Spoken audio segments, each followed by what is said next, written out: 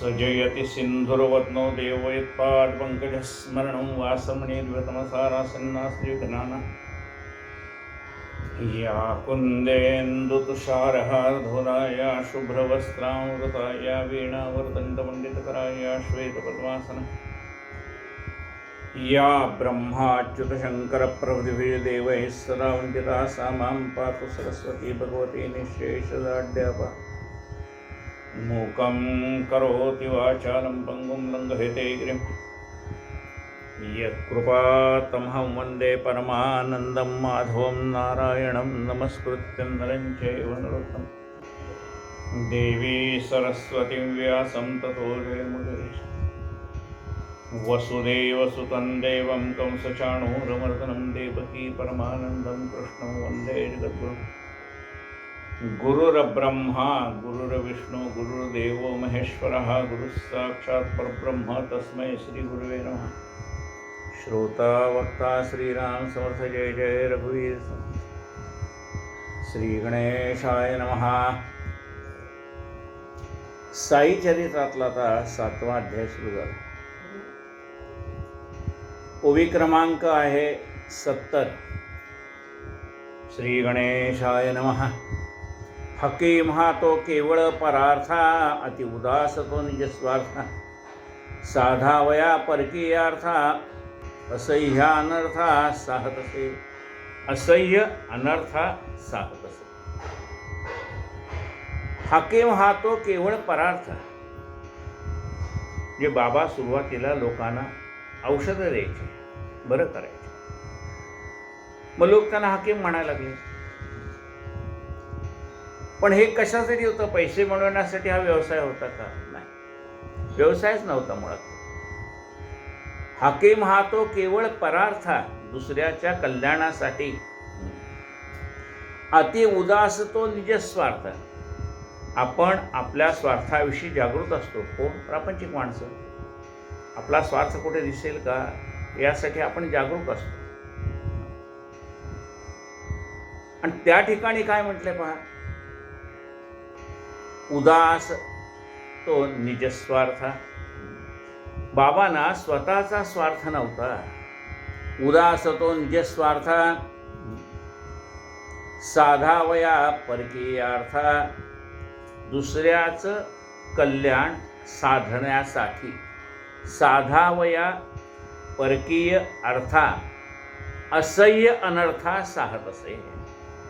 अनेक प्रकारची संकट आपल्यावर ओढवून घ्यायची, कशासाठी? दुसऱ्याच्या कल्याणासाठी। ही अर्थीची अभिनव कथा निवेदितो मी श्रुतिया करता, विदित होईल बाबांची व्यापकता, तैशीच दयार्द्रता तयांची। यासाठी तुम्हाला एक बाबांची गोष्ट सांगतो। या गोष्टीच्या माध्यमातून तुम्हाला कळेल की बाबांच्या मनाची व्यापकता केवढी होती, बाबांच्या मनामध्ये किती दया ओतप्रोत भरली होती। सन 1910 साली समय धनतेरस दिवाळी, बाबा सहजुनी जवळी बैसले जाळी तलाकडे। सन 1910ची गोष्ट आहे। त्यावेळी बाबा सहज धुनीजवळ अग्नीत लाकडं टाकत बसले होते। प्रखर तेवली होती धुनी, निजास्त त्यातची खुसोनी, बाबा विसले निश्चिंतमनी हात वाजून निघाला। अशा या पेटत्या धुनीमध्ये बाबा हात घालून बसले। माधव नामे यांचा सेवक लक्ष गेले ते याचे साहजिक, देशपांडेही होते नजीक, तेही तात्कालिक धावले। बाबांच्या हाताला थोडा काही चटका बसतोय पाहिल्याबरोबर धावत आले। कोण धावत आले? माधवराव धावत आले, माधवराव देशपांडे।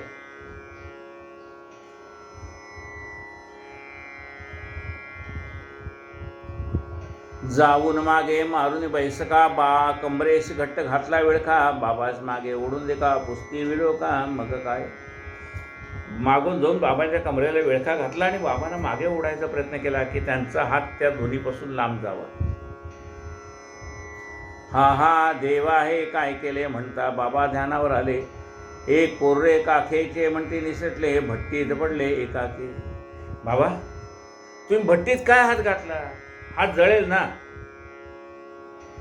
बाबा म्हणले, अरे काय करू, एकाच्या कमरेवरचं पोरगं सुटलं आणि ते अग्नीत पडलं होतं. त्याला अग्नीतनं मी बाहेर काढत होतो. एक पोरे काखेचे म्हणती निसटले, भट्टीत पडले काके. ऐकून निजपतीच्या हाके, लोहाराचे रांडरे धाके. मारून आपल्या पोराशी काखे, भाता फुंके भट्टीचा. फुंकता फुंकता लक्ष चुकली काखेची पोरे. ती विसरली पोर ती अचपळ तेथून विसरली. पडता उचलली मिशामा. अरे लोहार ते लोहाराची कामं करत होता आणि त्याची बायको त्या ठिकाणी त्याला मदत करत होती. तिच्या काखेवरती अवखळ पोर होतं. ती नवऱ्याला मदत करत असताना त्या पोराने उसळी मारली आणि ते पोर त्या अग्नीमध्ये पडलं, भट्टीमध्ये पडलं. तिचंही लक्ष नाही, कारण ती कामात आहे. नवऱ्याचंही लक्ष नाही, तो त्याच्या कामात आहे. पण त्या पोराची कणव मला आली. त्या पोराला लागायचा सोयी म्हणून मी त्याला अग्नीतनं बाहेर काढलं. फुंकता फुंकता लक्ष चुकली काखेची पोर हे ती विसरली. पोर ती अचपळ तेथून निसटली. पडताची उचलली मिशामा. काढावयासे त्या पोरीला गेलो, तो हा प्रकार घडला. भाजू दे रे हात हा मेला, प्राण रे वाचला पोरीचा. अरे जाऊ दे, माझा हात भाजला हरकत नाही. त्या पोराचा प्राण तर वाचला, त्या मुलीचा प्राण तर वाचला. माझ्या हाताचं काय? बघा, आपला हात भाजलाय त्याचं बाबांना काही वाटत नाही. पण एका लहान मुलाचा आपण जीव वाचवला याचा आनंद त्यांना जास्ती आहे.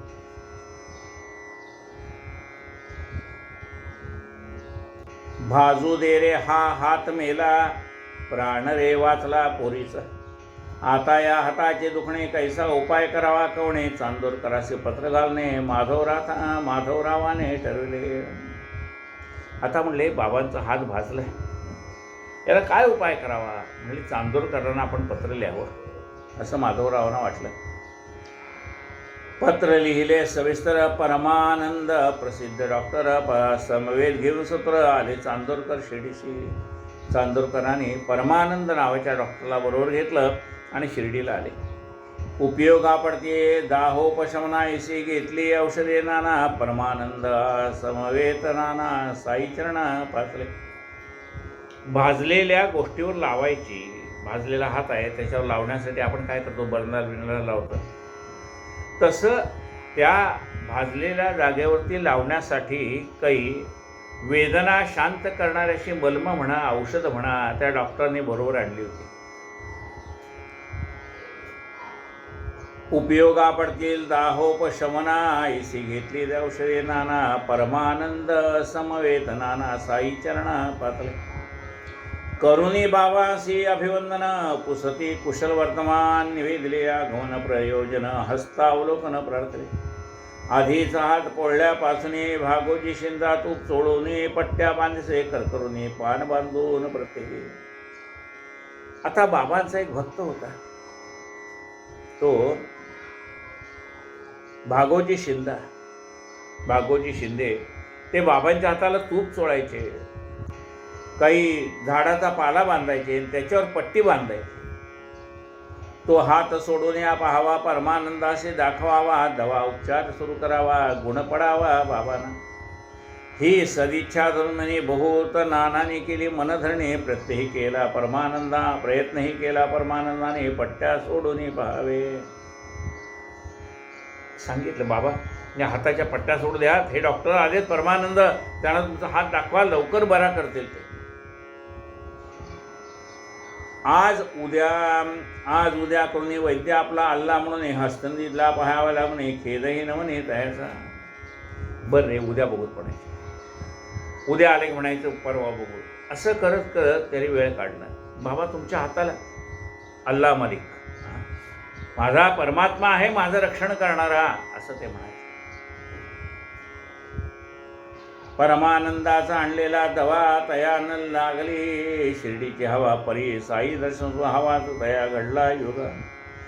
परमानंदाने आणलेली औषधं काही बाबांच्या हाताला लागली नाही, पण परमानंदांना बाबांच्या दर्शनाचा योग मात्र आला.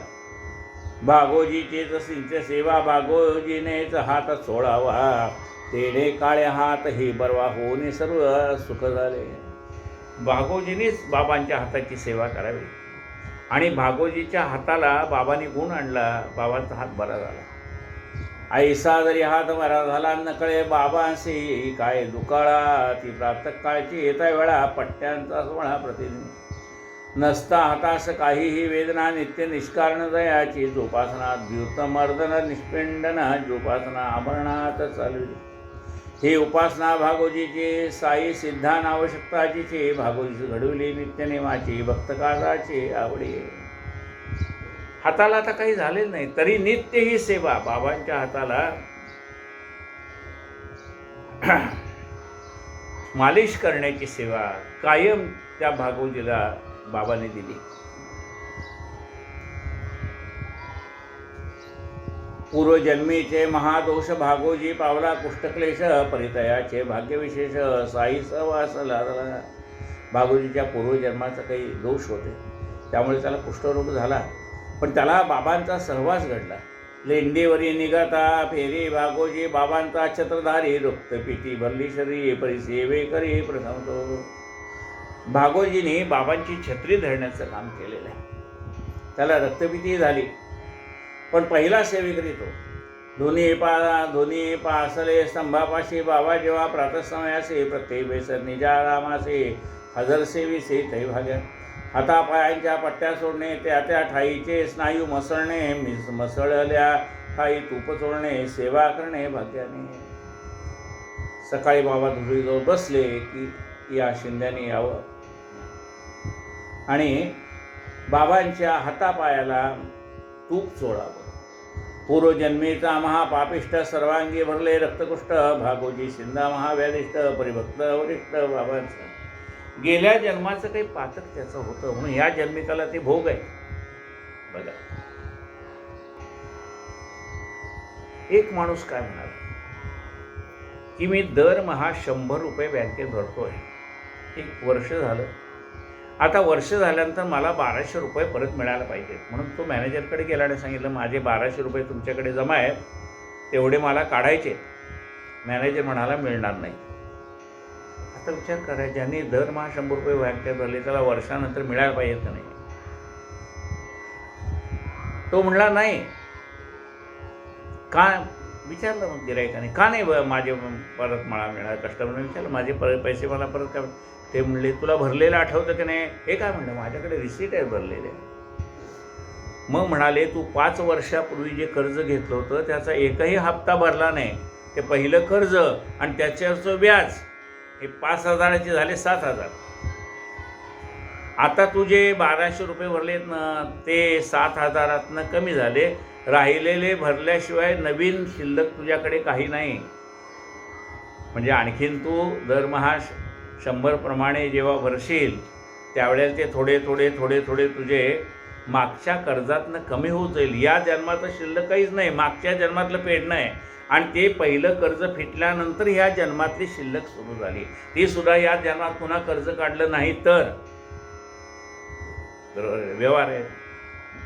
तसं आहे गेल्या जन्मातलं जे आपलं कर्म आहे ते भोगल्याशिवाय सुटका नाही. फक्त मग काय करतात परमात्मा. जसं बघा आपण पावसाळ्यात जातो आणि डोक्यावरती छत्री असते आपल्या. घरी आल्यानंतर पाहतो तर काय खालची पॅन्ट भिजलेली आहे. जेवढा हात छत्रीच्या बाहेर आला तो भिजलेला आहे. वाटेत काही वारा बिरा आला तर छत्री थोडी बाजूला झाल्यानंतर पुन्हा काय थोडीशी अंगावर शिंतोडायला असते ते. मग विचारलं छत्री असून तुमचं एवढं अंग कसं भिजलं. ते म्हणले छत्रीने माझं डोकं शाबूत राहिलं. बाकी अंग भिजलं तर मी कपडे धुवून टाकेन पण डोकं शाबूत राहिलं की नाही. नाहीतर मी आजारी पडलो असतो का नाही. सर्दी झाली असती खोकला झाला असता काही आजार निर्माण झाला असता. पण छत्रीने काय वाचवलंय डोकं वाचवलं. तसं आपल्या डोक्यावरती सद्गुरु कृपेचं छत्र असलं की ही बुद्धी आपली शांत राहते आणि येणाऱ्या संकटाला तोंड देण्याचं सामर्थ्य तिच्याजवळ प्राप्त होतं. कर्म तर आपले आहेत भोगायचे. जे आले ते भोगायचे. ती देवाधिकांना चुकली नाही तर आपल्याला काय चुकते. हे आपल्याला चुकत नाही. आपल्याला असं वाटतं का मग एवढी मी बाबांची सेवा केली, एवढी साधनांची सेवा केली, एवढं. अरे तुझं कर्मच एवढं कठीण आहे, त्याला काय करावं.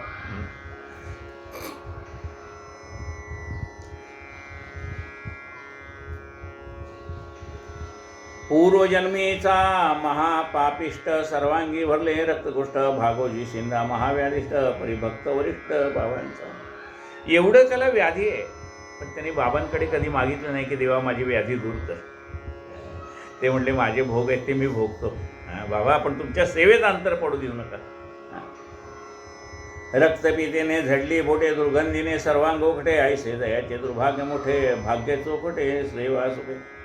किती म्हणून श्रोते आला वर्णू बाबांच्या आघातलेला एकदा गावी ग्रंथज्वर आला चमत्कार झाला तो बरीसा. बाबांची सेवा काही त्याची चुकली नाही.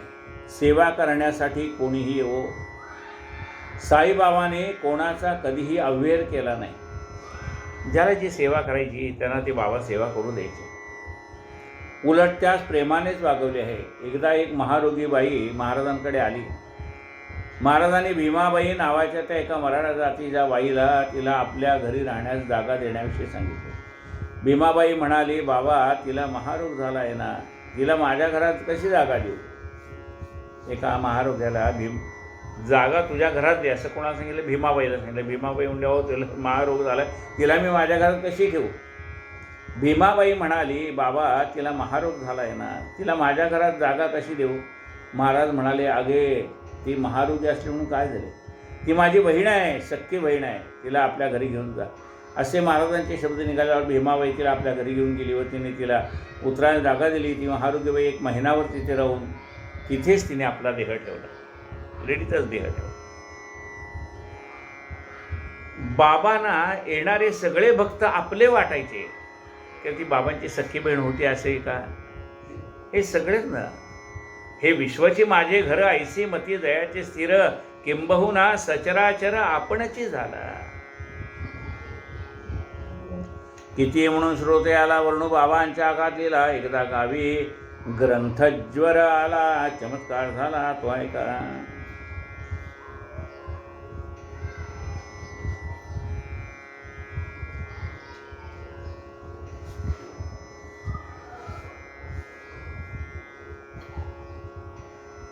एके दिवशी बाळाजी पाटील निवासकर हे एकदा आपल्या गावी जाण्यासाठी परवानगी मागू लागले. महाराज म्हणाले, तो दगडूभाऊ आजारी आहे, त्याच्याकडे आपण लक्ष द्यावे. दगडूभाऊ हा जातीचा मुसलमान रक्तपितीने अत्यंत आजारी पडला होता. पाटलाने रोज त्याच्या अंगातले किडे काढावेत, सगळी लस स्वतः धुवावी आणि त्याला स्नान घालावे. असा क्रम 1 महिनाभर चालला. पुढे तो दगडूभाऊ मेला आणि पाटलाला महाराजांनी घरी जाण्याची परवानगी दिली. म्हणजे अनेकांकडनं बाबाने सेवा करून घेतली. गेल्या जन्माचे काही ऋणानुबंध असतात. या जन्मात जरी त्यांचं आपलं काही नातं नसलं ना, तरी कुणासाठी आपल्याला काहीतरी करावं लागतं. त्याच्याशी आपला रक्ताचा संबंध काही नसतो, पण तरीसुद्धा आपण त्याच्यासाठी काहीतरी करत असतो. ते गेल्या जन्मातलं देणे हे गत जन्मीचे सकळही सव्याज देणे असे. गेल्या जन्मातलं देणं या जन्मात व्याजासहित फेडावं लागतं. देणे हे गत जन्मीचे सकळही सव्याज देणे असे. आहे जो सुख दुःख भोग नशिवे कोणास तो ना टळे. देणे हे गत जन्मीचे सकळही सव्याज देणे असे.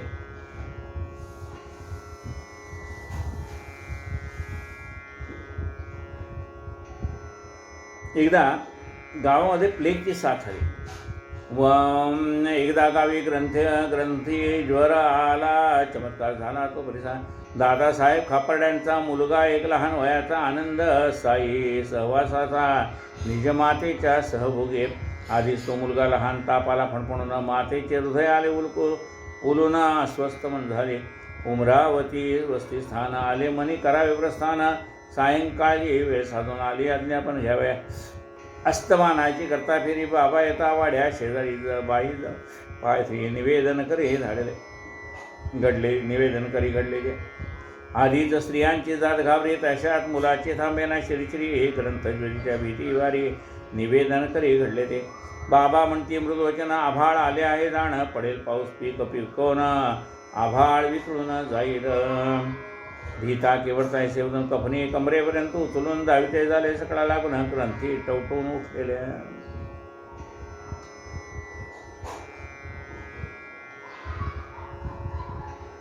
दादासाहेब खापर्डे हे कोण होते? तो ऑनरेबल गणेश श्रीकृष्ण खापर्डे, जे इंडिया सरकारच्या लेजिस्लेटिव्ह असेंब्लीचे मेंबर होते.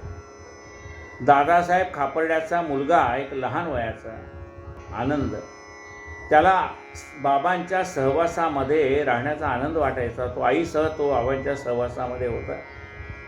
आधीच मुलगा लहान, त्यात ही प्लेगची साथ आलेली. त्याला फणफणून ताप भरला. आता प्लेगच्या गाठी येतील का काय अशी त्या आईला शंका वाटायला लागली. आईचं हृदय ते, तिला असं वाटलं आपल्या उमरावती गावाला आपण घेऊन जावं या बाळाला, असा मनात विचार आला. संध्याकाळची वेळ होती. बाबा नेहमीप्रमाणे बाहेर जाऊन आले आणि आल्याबरोबर तिने बाबांचे पाय धरले आणि बाबांना सांगितले की मला माझ्या गावी जाऊ द्या.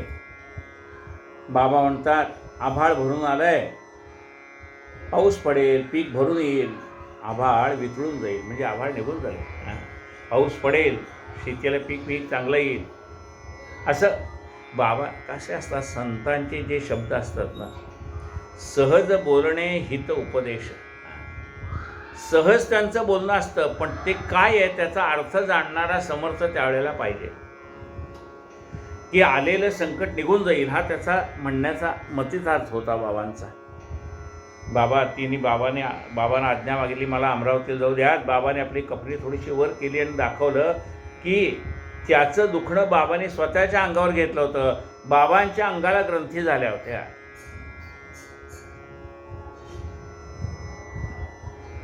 भीता किमर्था ऐसे वदून कफनी कमरेपर्यंत उचलून दाविते झाले सकळा लागून ग्रंथी टवटवून उठलेल्या. कुक्कुटीच्या अंड्या एवढे 4 ग्रंथी चोहीकडे म्हणती पहा हे भोगणे पडे तुमचे साकणे मजलागे. कोंबडीच्या अंड्यासारखे 4 मोठे गोळे बाबांच्या पायाला आलेले होते. तेव्हा त्यांनी दाखवले, म्हणले हे पहा हे भक्तांचे सगळे भोग मला माझ्या अंगावर घ्यावे लागतात. कुक्कुटीच्या अंड्या एवढे 4 ग्रंथी चोहीकडे म्हणते पहा हे भोगणे पडे तुमचे साकडे मजलागे. हे दिव्य आणि अलौकिक कर्म पाहून विस्मित लोक भक्ता लागे दुःखे कैक भोगते अनेक संत कैसी. अशी काही वेळेला बाबाने भक्तांची दुखणी आपल्या स्वतःच्या अंगावर ओढून घेतली. मेणाहून मऊ चित्त. आता हे संत तरी आपल्या अंगावर का ओढून घेतात? कारण हे जे भोग आहेत ना, ती भोगल्याशिवाय सुटका नाही. आता बाबाने ह्या लहान बाळाचं भोगडं आपल्या अंगावर का घेतलं? की हे सहन करण्याची ताकद त्या बाळाची नाही आहे आणि म्हणून त्याचं दुखणं बाबाने आपल्या अंगावर घेतलं. की हे भोग आहेत त्याला नाही कोणाला तरी भोगावे लागणार आहेत, म्हणून बाबाने त्याचे भोग आपल्या अंगावर घेतले. हे दिव्य आणि अलौकिक कर्म पाहून विस्मित लोक भक्ता लागे दुःखे कैक भोगते अनेक संत कैसे. मेणाहून मौचित्त सभा येत ऐसे नवनीत लाभे विणभक्ताशी प्रीत भक्तची गणगोत दयाचे. संत कसे आहेत? मऊ मेणाहून आम्ही विष्णुदास. मेणा आणि आणखीन कसं आहे त्यांचं वर्णन केलंय संतांचं. मृदू सभाय नवनीत तैसे सज्जनांचे चित्त ज्यासी अपंगिता नाही त्यासी धरी जो हृदय. दया करणे जे पुत्रासे तेचे दास आणि दासी. तुका म्हणे सांगो किती तेची भगवंताची मूर्ती. तो परमात्माच आहे. कोण? मृदू सभाय नवनीत. लोणी बाहेर न मऊ आहे असं नाही. लोण्यामध्ये बोट बुडवलं तर आतपर्यंत ते मृदूच आहे. मृदू सभाय, आतही मृदू आणि बाहेर पण मृदूच आहे. मृदू सभाय नवनीत. ज्याप्रमाणे लोणी अंतर्बाह्य मृदू आहे तसं संत अंतर्बाह्य मृदू आहेत. त्यांच्या मनामध्ये प्रेम आहे, कणवाळूपण आहे. मृदू सभाय नवनीत तैसे सज्जनांचे चित्त ज्यासी अपंगिता नाही. ज्याला कोणी जवळ घेत नाही त्याला बाबा जवळ घेतात. ज्यासी अपंगिता नाही त्यासी धरी जो हृदय. दया करणे जे पुत्रासी तेची दास आणि दासी. आपल्या मुलाबाळावर जशी आपण कृपा करतो तशी ते भक्तावर कृपा करतात. आपल्या घरात एखादा माझा मनुष्य आजारी आहे तर त्याला काय आपण हाकलून देतो का? त्याला आपण जवळच घेतो ना. त्याप्रमाणे बाबांना सगळेच आपले आहेत. बरं, ते भक्तावरती प्रेम करतात, भक्तांची सगळी संकटं आपल्यावर ओढून घेतात, म्हणून भक्ताने आपल्याला काहीतरी द्यावं अशी त्यांची अपेक्षा असते का? नाही. ऐसी कळवळ्याची जाती करी लाभावीन प्रीती. कुठल्याही लाभाची अपेक्षा न करता ते आपल्या भक्तावर प्रेम करत असतात. लाभेवीण भक्तांशी प्रीत, भक्ताची गणगोत दयाचे. त्यांना गणगोत कोण आहे? हे सगळे भक्त हेच त्यांचं गणगोत आहे. भक्ताची गणगोत दयाचे. जेथे जातो तेथे माझी भावंडे आहेत, असा संतांचा भाग असतो. कुठं जाल ना तिथं ते म्हणले माझे सगळी भावंडच आहेत. त्यांना आपलेपणा परकेपणा काही नसतो. एकदा ऐसा वर्तला प्रकार नानासाहेब चांदोरकर निघाले सोडून नंदुरबार पंढरपुराशी जाऊया. एकदा नानासाहेब चांदोरकर नंदुरबारवरनं पंढरपूरला जायला निघाले. नाना परम भाग्यशाली साईची अनन्य सेवा पडली, भूवैकुंठ प्राप्ती घडली, मामलत मिळाली तेथील. येता चुकून नंदुरबारी जाणे होते अतिसत्री, तातडीने केली तयारी हेतुअंतरी दर्शनाचा. सहकुटुंब सहपरिवार शिर्डी जाण्याचा झाला विचार. शिर्डीचं प्रथम पंढरपूर करू नमस्कार बाबासे. त्यांना पंढरपूरला नेमणूक झाली होती नानासाहेब चांदोरकरांची. पण म्हणाले जाताना आधी आपलं पंढरपूर म्हणजे शिर्डी म्हणाले. शिर्डी माझे पंढरपूर. आधी शिर्डीत जाऊन बाबाचं दर्शन घेऊन मग पंढरपूरला जाऊ. सहकुटुंब सहपरिवार शिर्डीत जाण्याचा झाला विचार. शिर्डीत प्रथम पंढरपूर करू नमस्कार बाबासे. नाही कोणाचे पत्र पाठवले, नाही निरुपवृत्त कळविले. सरसामान सर्व आवरले, गाडीत बसले लगबगा. ऐसे जे हे नाना निघाले नसे शिर्डीत, कोणाशी कळले परिसाई. सर्व समजले सर्वत्र डोळे त्याचे. आता नानासाहेब चांदोरकर शिर्डीला यायला निघाले हे कुणाला माहीत नाही, पण बाबांना सर्वत्र दिसत असल्यामुळे चांदोरकर आपल्या भेटीला यायला निघाले तर बाबांना कळलं. सर्वत्र डोळे तयांचे. जगामध्ये त्यांना काय, जगात काय चाललंय त्यांना एका जागी बसून कळतं. नाना निघाले सत्र असतील निमगावचे शिवेवर, तो शिर्डी चमत्कार घडला असा तो परिसा. बाबा होते मशीद माळसापती समवेत, आप्पा शिंदे काशीराम भक्त वार्ता करीत बसलेले. अजून निमगावच्या वेशीवरच नानासाहेब आले असतील त्यावेळेला बाबा मशिदीत बसले होते. माळसापती होते, आप्पासाहेब शिंदे होते, काशीराम भक्त होता. गप्पा गोष्टी चाललेल्या होत्या, म्हणजे परमार्थाविषयी चर्चा चाललेली होती. इतक्यात बाबा म्हणते अवघे म्हणून करूया भजन चौघे. भजन चौघे उघडले पंढरीचे दरवाजे, भजन मौजेने चालू. अरे म्हणले पंढरपूरचे दरवाजे मोकळे झाले, आपण पांडुरंगाचं भजन करूया. साई पूर्णची काल ज्ञाता कळून चुकली दया ही वार्ता. नाना शिवेच्या ओढ्याचा भजनोल्लासता बाबासे. आता शिर्डी पंढरपूरचे दरवाजे मोकळे झालेत कोणाला? नानासाहेब निवडणूकर चाललेले आहेत पंढरपूरला, त्यांची बदली झाली म्हणून, त्यांना तिथला अधिकारपद प्राप्त झालं म्हणून.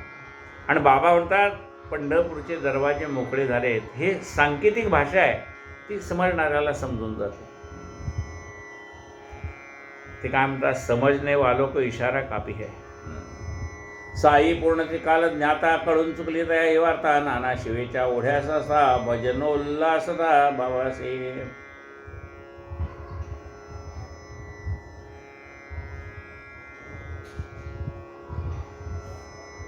बाबांनी भजनाला सुरुवात केली.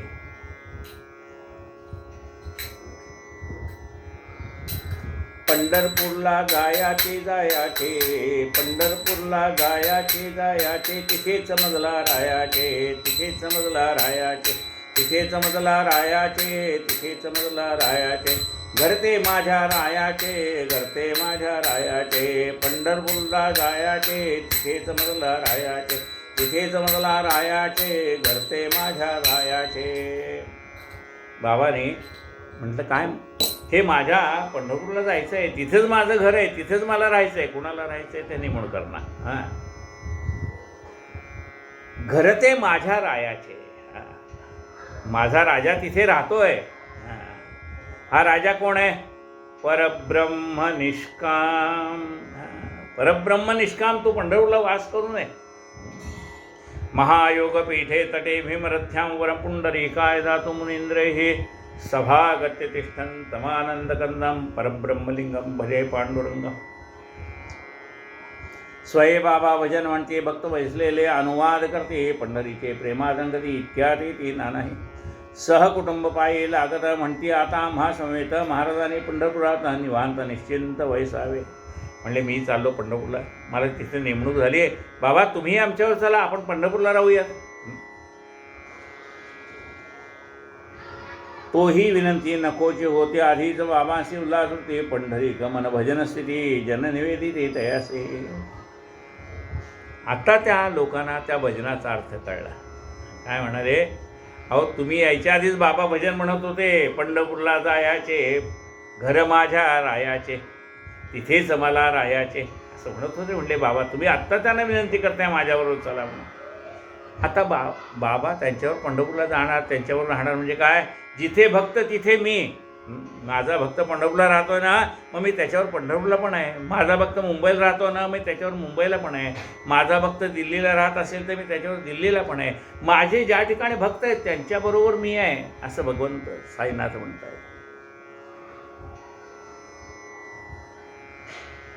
तोही विनंती नकोच होती. आधीच बाबांची उल्हास होते पंढरी गमन भजन स्थिती जननिवेदिते तयास. नाना मनी अति विस्मित लीला पाहून आश्चर्यचकित तया पायी डोई ठेवित सद्गदित झाले. घेऊन या आशीर्वचन उदी प्रसाद मस्तके वंदना चांदोरकर पंढरपुरा लागून निरोप घेऊन निघाले. चांदोरकरांना नानासाहेब चांदोरकरांना आश्चर्य वाटलं. आपण काही बाबांना कळवलं नव्हतं की मला पंढरपूरला बदली मिळाली आहे, पंढरपूरला अधिकारपद प्राप्त झालं आहे, तिथे मी नोकरीला जाणार आहे, काही बोललो नाही. पण बाबांना आधीच कळलं. घेऊन या आशीर्वचन उदी प्रसाद मस्तके वंदना चांदोरकर पंढरपूरला लागून निरोप घेऊन निघाले. ऐशा गोष्टी सांगू जाता होईल ग्रंथ विस्तारता म्हणून आता परदुःख निवृत्तीचा विषय आटोपता घेऊ. संपवा अध्याय आता अंत नाही बाबांची चर्चा. पुढील अध्याय अवांतर कथा गदेन सहिता लागे. म्हणजे ह्या पुढच्या अध्यायात आणखीन काही कथा मी सांगेन. कशासाठी, स्वहितासाठी. मला ह्या गोष्टी सांगण्याचा आनंद वाटतो म्हणून मी सांगतो.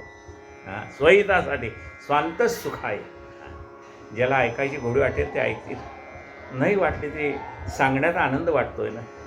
कथा सांगण्यामधला आनंद वाटतोय, तो आनंद मी घेतोय. काय म्हटलंय पहा, वदेन स्वहिता लागी मी. या बाबांच्या कथा मी सांगतोय कशासाठी, त्यात माझं कल्याण आहे. भगवंताचं नाव आपल्या मुखात नाही यावं यात आपलं कल्याण आहे ना. वदेन स्वहिता लागे मी. ही मीपणाची हंवृत्ती जिरू जाता जिरेना चित्ती. हा मी कोण न कळे निश्चिती साईच वदत येईल निज कथा.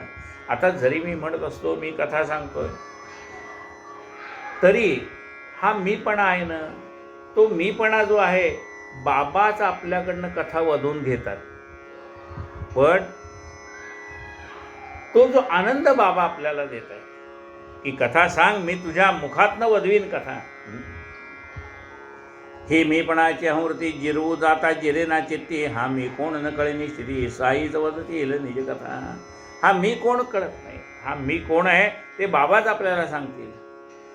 वदत येईल नरजन्माचे महते कथतील निज भक्षैक भक्षैक भैक्षवृत्ती. बायजाबाईची ती भक्ती भोजनस्थिती ही आपुले. सवे घेऊन माणसापती तैसे ते कोते तात्या गणपती. बाबांनी जन्मश्री प्रती कैसे रीती ते परिसा. पंत हेमाड साईशी शरण म्हणवी भक्त पायीची वाहन तयासी. साईची यज्ञाप्रमाण झाले निरूपणेश्वरी. उद्या आणखीन काही नवीन कथा आपल्याला ऐकायला मिळते. पंत हेमाड साईशी शरण म्हणवी भक्त पायीची वाहन. काय म्हणून देत आहेत पंत स्वतःला, मी संतांच्या पायीची वाहन आहे. मी कोण आहे, संत चरण रज.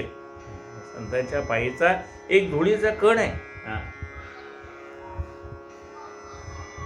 भक्त पायीची वाहा म्हणती भक्त पायीची वाहन तया साईची आज्ञा प्रमाण झाली निरूपणेश्वरी. आता आपण भक्त बाबांचे भक्त आहोत. तर बाबा जशी आज्ञा देतील, जसं वधून घेतील तसं बाबा आपल्याकडनं वधून घेतील. स्वस्ती श्री संत सज्जन प्रेरित भक्त हेमाडपंत विरचित हे श्री साई सच्चित विविध कथा निर्गुणाम सप्तमोध्याय संपूर्ण श्री सद्गुरु साईनाथार्पणमस्तु. या ठिकाणी साई चरित्रातला 7वा अध्याय आज पुरा झाला. कायेन वाचा मनसेंद्रियर्वा बुद्ध्यात्मना वा प्रकृती स्वभावात् करोमि यद्यं सकलं परस्मै नारायणायति समर्पयामि. अच्युतं केशवं रामनारायणं कृष्णदामोदरं वासुदेवं हरि श्रीधरं माधवं गोपिकावल्लभं जानकीनायकं रामचन्द्रं भजे.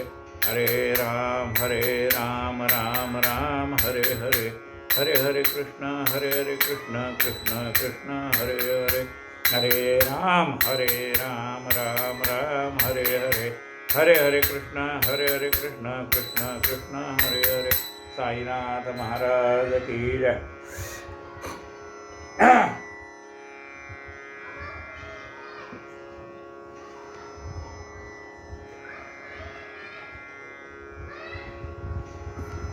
आरती साई बाबा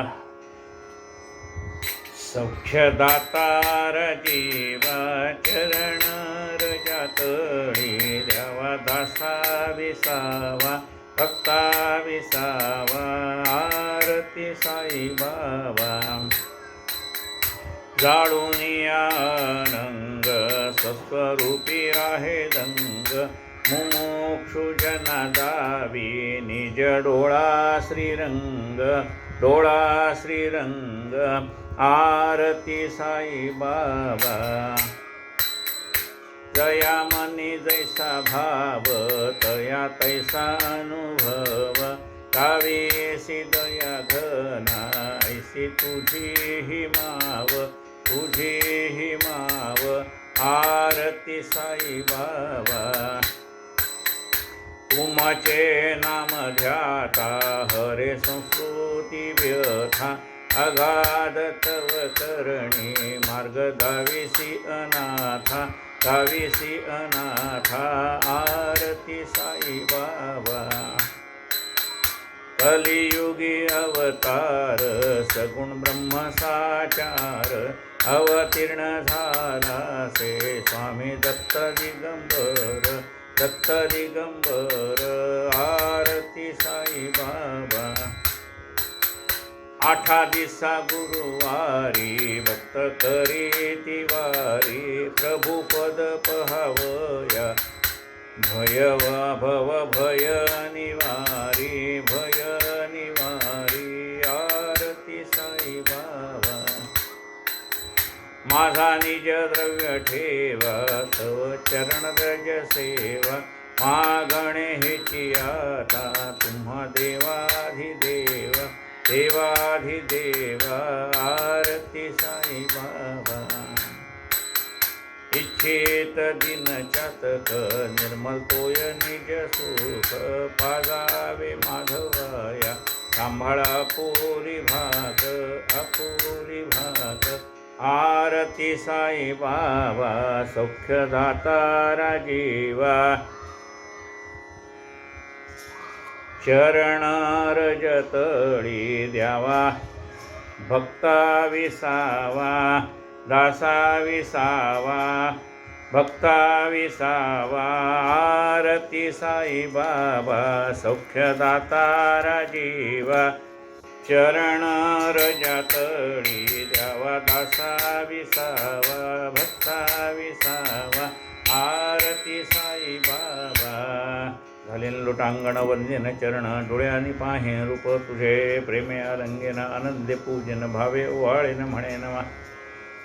त्वमेव माता पिता त्वमेव बंधुः सखा त्वमेव विद्याद्रोणं त्वमेव सर्वं मम देवदेव. कायेन वाचा मनसेन्द्रियर्वा बुद्ध्यात्मना वा प्रकृती करोमि यज्ञं सकलं परस्मै नारायणाति समर्पयामि. अच्युतं केशवं रामनारायणं कृष्णदामोदरं वासुदेवं मुरलीधरं माधवं गोपिकावल्लभं जानकीनायकं रामचन्द्रं भजे। हरे राम राम राम हरे हरे, हरे हरे कृष्ण कृष्ण कृष्ण हरे हरे, हरे राम राम राम हरे हरे, हरे हरे कृष्ण कृष्ण कृष्ण कृष्ण हरे हरे। साईनाथ महाराज की जय।